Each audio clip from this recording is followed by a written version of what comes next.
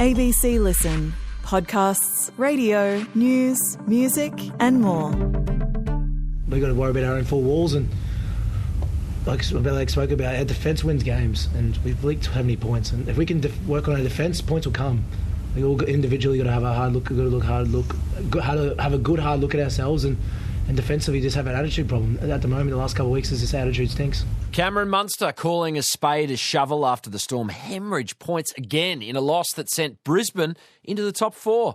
The Broncos, all of a sudden, surging. You know who else has momentum? Collingwood. They just turned the AFL finals on its head with an ambush of top seed Adelaide. But everyone's talking about another ugly subplot, the booing of Isaac Quaynor. Really? Yeah, we're back here. We're going to hear from the player and his coach in a moment. The Wallabies are playing Argentina. Michael Cheika has coached both teams, and he's talking with us about that clash soon. I'm Patrick Stack. This is ABC Sport Daily. Emma Lawrence is an NRL reporter with Channel 9. Emma, the Brisbane Broncos. A stunning victory over the Storm in a week where Reece Walsh found trouble via TikTok and drinking water from a toilet. To recover the muscles, they reckon if you just toilet water, just give it a little drink. He very much delivered on field. What impressed you most from the fullback? It was a funny week, wasn't it? And I think, look, Reece Walsh had to respond because whether you think it was a big deal or not, like personally, I don't think it's the biggest deal in the world, but he needed to come out with a big performance, and that was one of his best performances of the year, if not the best. 2 Pakes gives it right for Ben Hunt, second man to Walsh. Walsh will go himself! That's the sound of the cauldron rising to another Reece Walsh Broncos try. He created it with the 40-20. He scored the try. He's always got those flashy moments of brilliance in him and his attacking flair, but with that often comes some errors. But you have to take the good with the bad, right? Because you don't want to discourage him from making those, brilliant cutout passes and things like that. But his errors were really down last night as well, and it was a man of the match performance. Yeah, a crazy week for the Broncos, but it all ended well, and they've secured a top 4 spot, which is massive. Coach Michael Maguire did sideline Gemmet Shibasaki as well leading into the game, and I just wonder how big a gamble that was, and now having sort of drawn a line in the sand, whether it could be a driving standards kind of moment for the Broncos? Yeah, I think Michael Maguire was massive on setting standards when he came to the Broncos. So he kind of famously banned them from training with their shirts off because a lot of them were quite young in that Broncos side. Players like, Reece Walsh had this kind of rock star image, but Madge is all about setting standards, and he wanted to, I guess, not completely change the culture, but make a few little tweaks when he got up there. And the big thing with this is the fact that the playing group had actually made a pact to stay off the booze throughout the final series. So it wasn't just a poor decision heading into a big game. He let his teammates down because he made a promise to his teammates. So he played Origin this year, and it's a big call. And the fact that the Broncos won that match and Dean Mariner did so well, it's a big call now for Michael Maguire heading into this week. Does he keep him sidelined, or does he bring him back in for week 1 of the finals up against the Raiders? It will be next week. What is doing with the Melbourne Storm? They shipped a whole bunch of points against the Roosters again last night against the Broncos. Jerome Hughes has broken his wrist by the looks of things. It feels as though they are just stalling right at the business end of the season. It's very un-Melbourne-like, isn't it, to lose 2 in a row? Devastating for them that Jerome Hughes has gone down again. Hughes is in trouble with a wrist injury, Q. OK, you keep an eye on that. I'll watch the footy. Here's Liero. He's tackled. Hughes is in back play, holding his left arm. He's coming off. Oh, that's a huge story. That honestly, that knocks them off as premiership favourites. So he's the reigning Dalian medalist, and he had so much to that side. I think we have to keep in mind too that Harry Grant wasn't there. He was serving a 2-match suspension, and he probably for that last month was the form player of the competition. So the skipper will obviously make an enormous difference coming back into the side. But yeah, you'll see a huge response from the Storm next week after losing. I don't have the exact stats, but the Storm of any side, they very, very rarely lose 2 in a row. So I think if you're the Doggies, watch out next week in week 1 of the finals. The Bunnies play the Chooks tonight. This game always has feeling. Are you seeing an old-fashioned Wayne Bennett-led ambush of their bitter rivals, or is Trent Robinson's group just going to have too much class? You know what? Look, the Roosters obviously come in as favourites, but the script is written for a monumental upset. There's so many subplots to this. The Roosters, if they win, they secure a final spot, which is insane given the calibre of players they lost this year and the experience they lost. If they do lose, they've still got an outside chance. It just depends on what happens with the Dolphins. But for the Bunnies, there's a number of subplots as well. Alex Johnston are still chasing that all-time try-scoring record, 2 off equaling Ken Irvine. There's been that drama with Brandon Smith at the moment. He's up against his former club. Cody Walker's just re-signed, and they're bitter rivals. They absolutely hate each other. I'm thinking there'll be more fireworks there tonight. Last round of the home and away season. Can't wait for finals as well. Emma Lawrence, thank you. Thanks for having me on. So Collingwood are 1 win away from a grand final after shocking Adelaide in the opening game of finals in South Australia. It was a mighty showing from the Pies, right? But the focus, somewhere unexpected. It's on sections of the Crows' supporters. So stay with me on this. Collingwood defender Isaac Quaynor was believed to be part of the feverish Izak Rankine homophobic slur story. As we know, the Adelaide Stars have been banned for 4 games as a consequence, so missing for this final.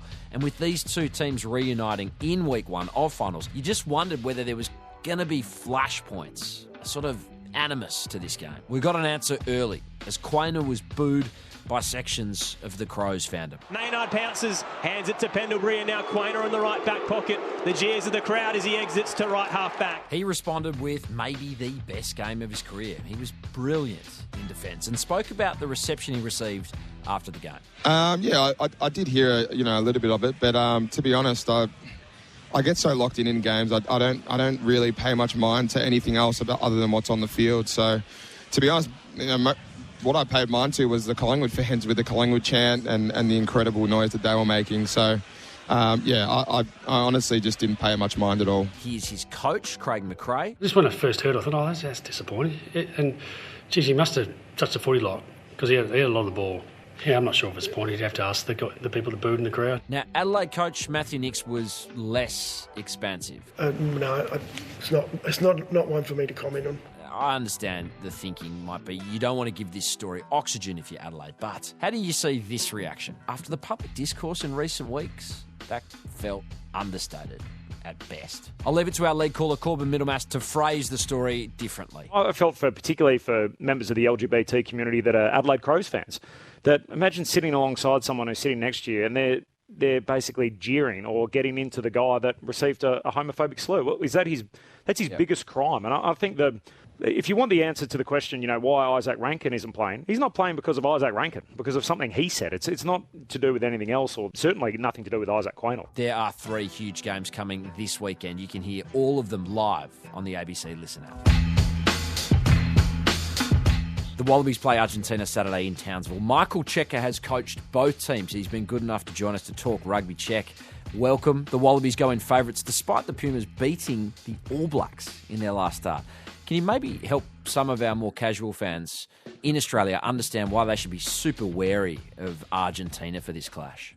Yeah, I think everyone's seen Argentina's improvement over these last few years. Not as much in the quality of their play, more than the consistency of their play. I think they rarely have an off day now. They're always there or thereabouts in the contest. With the July Test series, when England went down there, they rested a lot of players that were playing up in the Northern Hemisphere, and those players are starting to filter back in. There is also a group of guys that are coming through, a new younger generation that are starting to play, and they're getting more and more Test matches under their belt. So they've got a certain style of play that one of the things they don't mention a lot is about their work at the ruck. I think it's a huge area of focus that, well, I know when I was there, we put on, because to compete with the Southern Hemisphere teams and more than Northern Hemisphere teams more and more now, that ruck area really needs to be an area that you're dominating in order to get the flow of the game. Tom Liner is back starting at fly half for Australia, and Joe Schmidt obviously sees him as the Wallabies' long-term 10.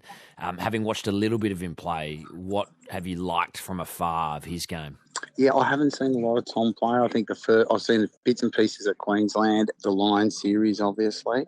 I think he's a player that will play in combination, I feel, like with the other half. So he's not as much from what I see a playmaker as opposed more to a play director who'll get the ball into the certain areas of the field that you want it to be in. He'll play the system that the coach is looking for, and he'll be quite diligent about that, right? And I think that's the type of player that Coach Schmidt would want in that position. I think he's got a great kicking game as well.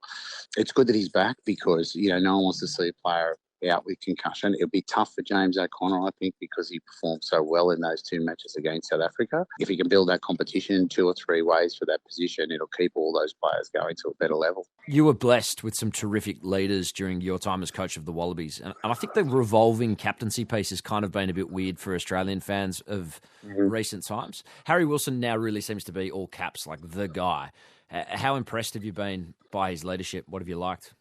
Mate, I think he's really growing into it. I actually think him spending some time with, say, a guy like Will Skelton will really have shown him something a little bit different, because Will has a reach back to a different generation where he would have experienced different type of leaders. And I think that will have impressed on a guy like Harry. I don't know him at all, but he's really quite balanced. And most importantly about his leadership, I think he's a good player. So he plays in the team. He's got good skills. He's a regular pick. And he is very passionate about the team. You can see it in how he talks, his reaction to things that happen on the field, his ability to recover quickly to get back on things. So I think he's growing now. I think he's still got a way to go in leadership, but he feels like, to me, he's a good fit for the team right now and for the future, because he's getting a lot of experience in that role in difficult conditions. You're someone who has coached league and union, Check, and I wanted to ask you about Mark Nawaqanitawase. I mean, there seems to be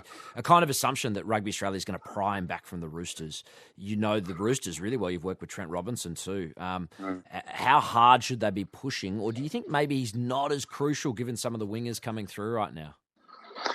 Look, I think that no matter what I say, there'll be a marketplace process that goes on like it does with any player. But, for mine, you got to be looking for the best players, but it's all got to be planned and strategized inside of a bigger picture that you're driving as a collective.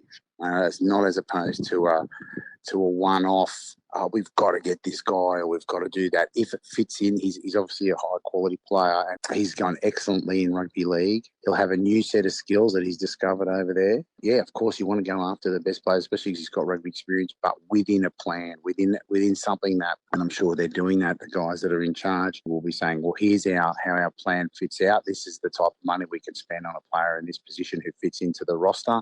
This is what he'll contribute on and off the field, and you'll make a decision based off a proper calculation, proper plan. Just finally, as I say, you've coached both teams. You've got ties to both sets of players. Who are you cheering for Saturday, Argentina or Wallabies? Don't ask me that question. It's too difficult. I'll enjoy the game. I've got so many dear friends that, I'm a winner either way, you know what I mean, when it comes down to that side of it, because obviously I'm an Aussie and loved my time with the coaching Australia, and I've been in rugby in Australia all the time. But the time I spent with Argentina was like so intense, and it's too hard to almost support against those guys. They're such great guys. So, I think I'll just be watching as a spectator today, enjoying the game and watching people that I respect and love as friends go to battle, which is really good. Hedging. I like it. Thanks so much for your time, Check. Appreciate it. Not my style normally, but that's what I feel a little bit, Time for soundbites after a long recovery from an ACL injury. Sam Kerr's back in the squad for this weekend's game for Chelsea. Here's her club coach. She's in a good place. She's been training well. She's physically in a good position. She's also mentally in a good position. So it's nice because, again, I think she's one of the players everyone wants to see her on the pitch. That's a feel-good press conference. This one, not so much. Iga Swiatek not appreciating a line of questioning after her US Open defeat that suggested she might be mentally fatigued from a big schedule. You look like you need mental break. I do, yeah. Well, then what are you doing here? Well, got to get to the end of the tournament. Good luck. That's some direct feedback. As for direct advice, Nick Dacos got some from his dad prior to the Pies' big victory over Adelaide. Go Simple, straightforward, clear parenting. I'm Patrick Stack. This is ABC Sport Daily, produced by Poppy Penny. Thanks to Reece Walsh's TikTok, AFL Nation and Channel 7 for the extra audio used in this episode. Discover more great ABC podcasts, live radio and exclusives on the ABC Listen app.